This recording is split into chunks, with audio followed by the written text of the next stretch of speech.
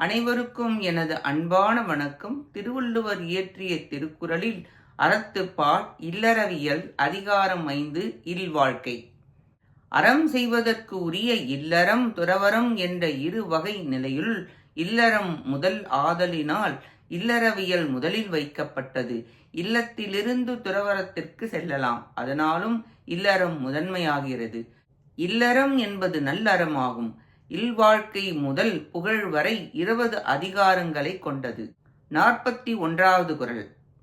இல்வாழ்வான் என்பான் இயல்புடைய மூவர்க்கும் நல்லாற்றின் நின்ற துணை.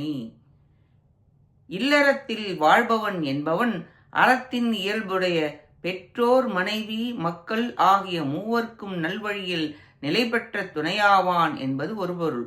மற்றொன்று, இல்வாழ்க்கை என்பது இல்லாளோடு கூடி வாழ்தலின் சிறப்பு.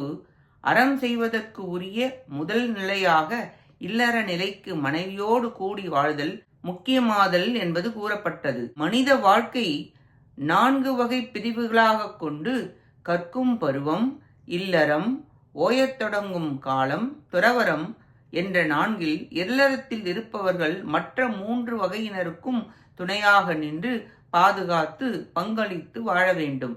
இல்லறத்தில் பயிற்சி செய்து அனுபவித்து பக்குவம் அடைந்த பின் துறவரம் அடி வைக்க வேண்டும். அன்பினால் வளர்வது இல்லறம், அன்பின் முதிர்ச்சி துறவரம்.